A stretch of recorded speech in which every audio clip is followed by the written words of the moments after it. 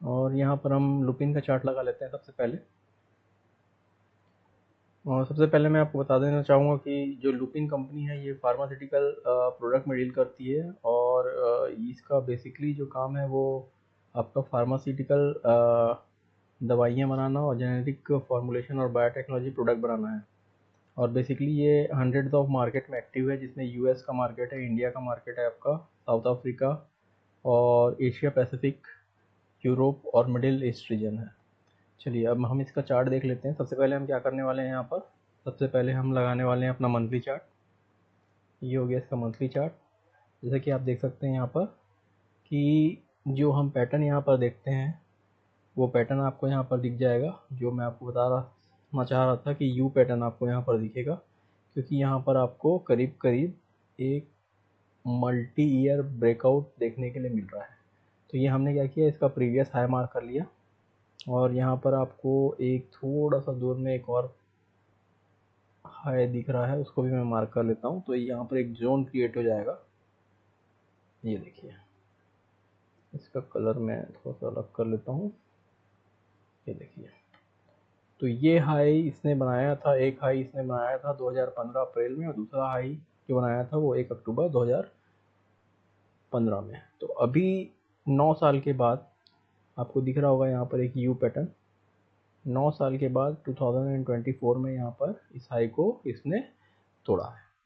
और अगर हम यहाँ पर नीचे भी मार्क कर लें तो यहाँ पर आपको एक डब्लू पैटर्न टाइप का दिख रहा होगा।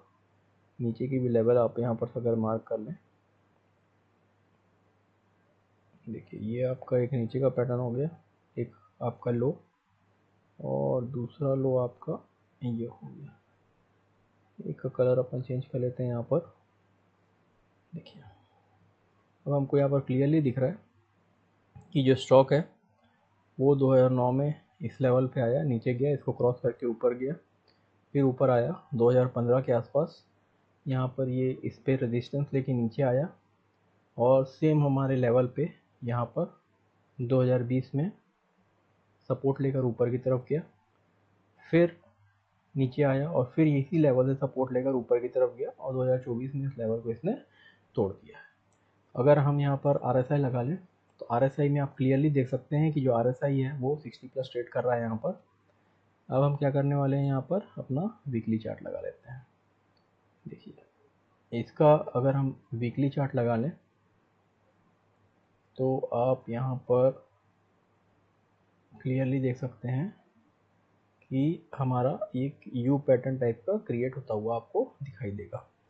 अगर हम इसकी रेंज निकालें यहाँ पर,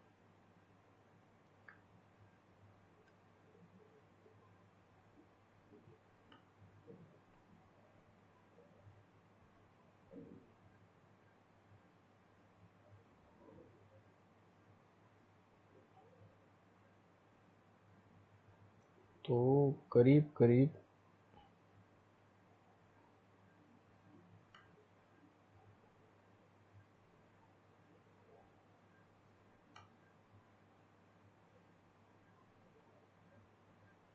1600 पॉइंट की रेंज यहाँ पर आपको निकल रही है। इसका क्या मतलब है कि जब ये जितना यहाँ से डीप आया है उतना ये कैपेबिलिटी रखता है ऊपर जाने की। मतलब अभी करीब करीब ये 2700 के आसपास ये ट्रेड कर रहा है, और ये स्टॉक इन फ्यूचर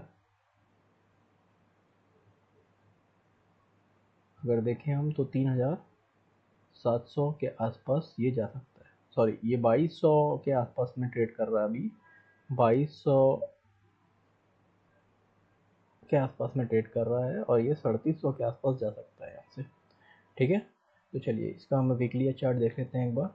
अगर मैं यहाँ पर इसका वीकली चार्ट लगा लूँ तो आप यहाँ से क्लियरली देख सकते हैं कि जो वीकली चार्ट में भी इसने क्या किया है, जो हमारा रेंज है उसको ब्रेकआउट दिया है यहाँ पर, और जो RSI है वो यहाँ पर आपका 60 प्लस ट्रेड कर रहा है। चलिए अब हम इसका डेली चार्ट लगा लेते हैं यहाँ पर। डेली चार्ट में अगर मैं यहाँ पर देखूँ, चार्ट को थोड़ा छोटा कर लेते हैं, तो यहाँ पर आपको क्लियरली दिख रहा होगा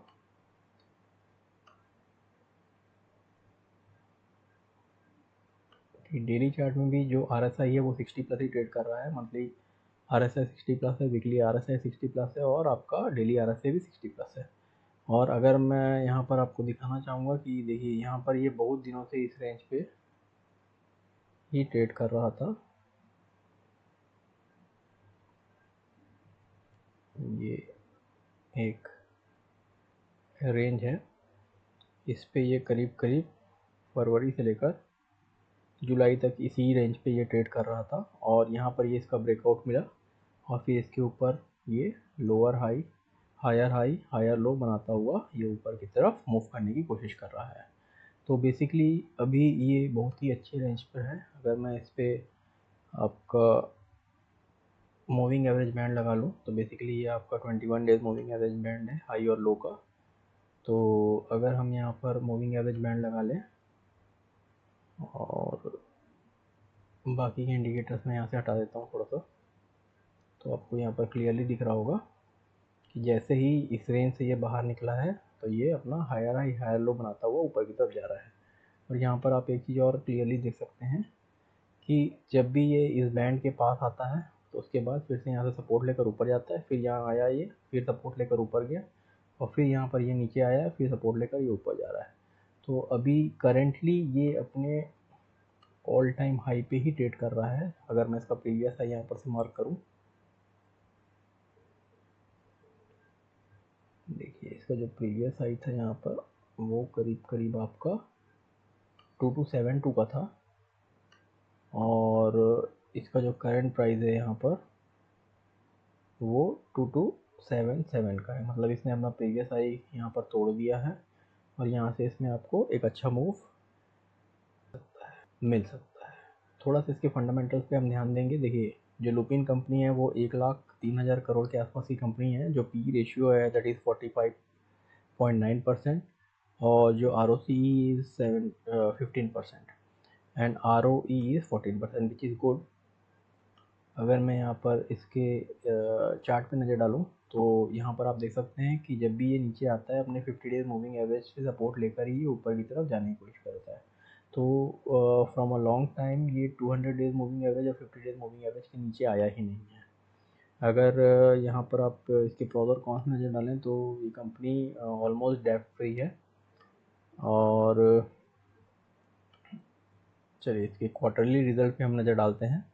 तो क्वार्टरली रिजल्ट जब हम इसका देखते हैं, देखिए यहाँ पर आपका जो ऑपरेटिंग प्रॉफिट है वो 900 करोड़ के आसपास था, फिर ये माइनस में चले गया था, और उसके बाद धीरे धीरे 300 करोड़ 200 करोड़ से होता हुआ अभी फिर से ये 1200 करोड़ के आसपास आ गया है। तो यहाँ पर आपको ऑपरेटिंग प्रॉफिट बढ़ता हुआ दिखाई देगा। वैसे ही जो ऑपरेटिंग प्रॉफिट मार्जिन है वो पहले 23% के आसपास था, और बीच में ये घट के 6-7% भी आ गया था, और फिर से ये धीरे धीरे बढ़कर 18, 20 और 22% के आसपास आ गया है। तो बीच में शायद कंपनी को कुछ नुकसान हो रहा था, लेकिन अभी फिर से ये कंपनी ठीक ठाक ग्रोथ कर रही है। और अगर हम इसके नेट प्रॉफिट की बात करें तो यहाँ पर आप देख सकते हैं 500 करोड़ के आसपास था, और धीरे धीरे ये बढ़कर अभी 800 करोड़ के आसपास आपको देखने के लिए मिल रहा है। EPS अगर हम बात करें तो 11% के आसपास था, फिर बीच में कुछ समय के लिए नेगेटिव में चले गया था, फिर 2% 3% से लेकर अभी करेंटली ये 17.58 पे ट्रेड कर रहा है। ठीक है, चलिए अब हम इसमें कुछ जो शेयर होल्डर्स हैं उनमें नज़र डालते हैं कि किसके पास कितना कितना परसेंट शेयर पड़ा हुआ है। तो प्रमोटर्स पे अगर हम नज़र डालेंगे 2021 में जो प्रमोटर्स थे वो इनके पास 46% शेयर था, अभी भी इनके पास 46% शेयर है। FIIs के पास 15% शेयर था, जो कि अब बढ़कर 19% हो चुका है। मतलब यहाँ पर FIIs इन्वेस्टमेंट कर रहे हैं। DIIs के पास 24% शेयर था, जो कि 26% हो चुका है। इसका ये मतलब है कि DIIs भी यहाँ पर